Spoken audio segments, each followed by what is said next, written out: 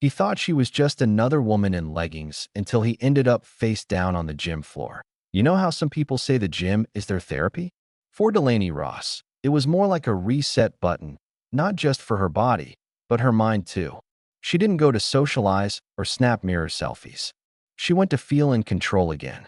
After everything she'd seen, everything she'd done overseas, the gym was the one place she could breathe without overthinking. The it was 5:47 a.m. on a Thursday in Dayton, Ohio, when Delaney walked into Titan Core Fitness. The air still held a chill from the night before. The lot was nearly empty, just how she liked it. She passed the front desk, gave a silent nod to the sleepy teen behind the counter, and headed straight for the back, past the treadmills, squat racks, and into the cable section. Same spot. Same time. Every week. No fanfare. No need for attention. She wore basic black leggings and a gray sports bra. Functional. Tight enough to move in, loose enough not to draw attention. Hair pulled back in a low bun. Nothing fancy. Her back was straight, her stride even, every move deliberate. She was 34, but her eyes carried stories that would make most grown men sit down. 12 years with naval special warfare. Multiple combat zones, missions that never made headlines. But if you saw her in that moment, adjusting weight pins and slipping on gloves, you'd think she was just another woman squeezing in a workout before work. Delaney clipped a rope handle onto the pulley, turned her back to the mirror, and started her first set of face pulls. Her shoulders moved with clockwork precision. No wasted energy. The gym was quiet, aside from the occasional clang of weights and a podcast echoing faintly from someone's phone. Then at 6:08 a.m., a voice interrupted the peace. "How many sets you got left?" She paused but didn't turn. Her eyes flicked to the mirror. A man stood behind her. Tall, bulky, mid to late 30s. Bald, goatee, hoodie sleeves pushed up. She'd seen him around. Quiet. Acted like he ran the place. "Two," she said flatly. Eyes on the mirror, he didn't budge. "Been waiting 5 minutes." She finished her rep slowly, then turned to face him. "I've been here 10. You can have it when I'm done." Her tone was firm, not hostile. He smirked like her response was some kind of joke. "You hogging it. People trying to work. Then work somewhere else for 5 minutes." Simple. Direct. But it hit like a slap. His smirk vanished. Eyes narrowed. He stepped closer, a few inches too close. Delaney didn't blink. Inside, her heart didn't race. Her hands stayed dry. Feet planted. No reaction. Combat taught her people like this fed on reactions. She wasn't feeding him. "You think this is yours or something?" he scoffed. His voice loud enough to make a couple guys stretching nearby turn. She looked him dead in the eye. "I think you need to back up." 6 words. Not shouted. Not whispered. Just fact. But Derek Holston couldn't take it. Not from her. Not from anyone. Definitely not from a woman standing still, quiet, and unshaken. "You act like you tough or something," he muttered, stepping into her personal space. His breath reeked of stale coffee. Sweat beaded on his forehead, not from exertion, but from the chaos simmering inside. "You don't want to do this," she warned. He laughed. Sharp. Dismissive. "Do what?" "You don't want to find out." Then he did the dumbest thing. He grabbed her wrist. The one holding the rope handle. A gesture of dominance. Control. As if to say, "I can make you stop." What he didn't realize, Delaney wasn't paralyzed. She was calculating. The gym fell silent. Eyes widened. Nobody moved. Nobody knew what to do, but Delaney did. One fluid motion. She stepped in, twisted outward, broke the grip at his thumb, shifted her weight. Her hips slammed into his torso. Redirected momentum. Derek hit the floor, chest first. Before he could react, his arms were locked behind him. Delaney's knee braced at his spine. One hand on his wrist, the other firm against the back of his neck. "What the hell?" someone whispered. Delaney looked up at the stunned gym manager behind the counter. "You might want to call someone." Derek groaned, red-faced. "Get off me. You a damn cop or something." She leaned in, her voice low. "Navy SEAL. 12 years. You should have asked first." And just like that, he stopped moving. Someone muttered. She folded him like a chair. Delaney didn't move.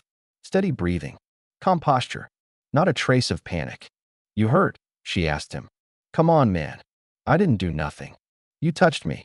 You escalated. Now you're waiting for the cops." No rage. No insults. Just truth. The police arrived 9 minutes later. 2 cruisers. No lights. No sirens. Just quiet authority. 2 officers entered, mid-30s. 1 male, 1 female. Alert, professional, not aggressive. "Ma'am," the man called. "Let's go ahead and let him up." He grabbed my wrist. "Cameras caught it," she said. "Understood." He nodded. She stood smoothly, showing her hands. Motioned toward the mounted camera. "Back wall. Got everything." Derek rolled over, groaning. "She attacked me, man. She's on something." The female officer frowned. "Sir, stay seated while we speak to her." "But stay seated." Derek went quiet.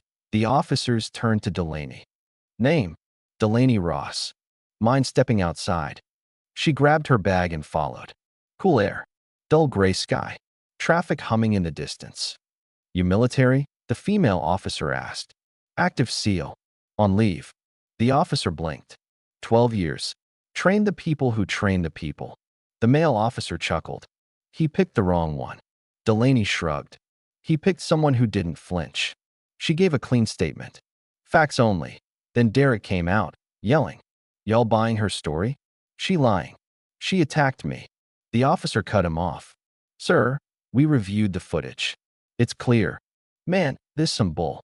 If I was a woman and she was a dude, if you were a woman and I was a man," Delaney interrupted, "you never would have touched me." Silence. "Sir," the officer said, "we need a formal statement." At the station. "You serious? You're not under arrest. But you are being detained." They walked him to the cruiser. No cuffs. Just consequences. Delaney watched them drive off. Inside, the gym had changed. Conversations halted when she re-entered. People stared. Whispered. A woman mouthed, "You okay?" Delaney nodded. Went straight to finish her workout. Same machine. Same reps. A young staffer approached. Nervous. Name tag said, "Devin." "Miss Ross. That was incredible. Just wanted to say thanks." She nodded. "Appreciate it. We might need an incident report later. For liability and stuff." "No problem." He hesitated, then blurted, "You good?" "I'm good." Then came another woman. Older. Sweatsuit. Earbuds. Wide eyes. "I saw the whole thing. Thank you. For standing your ground." Guys like that, they think they can do whatever they want. "He picked the wrong person," Delaney said. "But that's not the point." "Then what is?" "That he shouldn't have picked anyone." By noon, a clip surfaced online. Security footage. Grainy, silent. Derek grabs her wrist. Half a second later, he's on the ground. The caption? "Dude tried the wrong one." By 3 p.m., it had 12,000 views. By nightfall, over 100,000. Delaney ignored it. Jump rope. Protein shake. Backyard peace. But the world kept knocking. Texts. Calls. News. Podcasts. Magazines. Talk shows. She turned them all down. It wasn't about fame or the fight. It was about a moment. One that could have ended so differently. Derek wasn't a monster. Just a man who thought he could grab a woman for not moving fast enough. And if Delaney had been someone else, younger, smaller, untrained, who knows? By morning, Delaney Ross was trending. Memes. Commentary. Praise. The gym issued a statement about reviewing policies. Derek's full name leaked. Other women came forward. Same gym. Same pattern. She hadn't just stopped him. She exposed him. Outside a coffee shop, a reporter asked, "What do you want people to learn?" Delaney answered, "Not everyone's trained like me. So maybe stop expecting them to be." That quote exploded. Later, a Navy captain called. "We're proud. You showed discipline, control." She appreciated it. But part of her still felt off. Why did it take a viral video to make people care? Next morning, she returned to Titan Core. Same outfit. Same time. Silence when she entered. But not fear. Respect. Someone nodded. Someone else gave her space. No words needed. 4 days later, another video surfaced. Phone footage. audio included. Her voice, clear. You don't want to do this. You don't want to find out. 12 words. That's all it took. The gym's owner, Rhea Calloway, flew in. I owe you, Rhea said. You gave women permission to stop staying silent. Delaney replied, that's not why I did it. I know. But the ripple hits shores you never meant to reach. That night, Delaney opened her inbox. One message stood out. I was assaulted in a gym 2 years ago. I froze. Watching you help me breathe again. Thank you. She smiled, because maybe that was the point. Not to be famous, not to win, but to remind the world that strength isn't always loud, that calm isn't weak, and that no one should have to look dangerous just to feel safe. Delaney didn't become a hero that day. She became a reminder that power can be quiet, controlled. And final.so remember this. Never judge someone by their outfit. Never mistake silence for softness. And never, ever put your hands on someone unless you're ready for everything that comes next.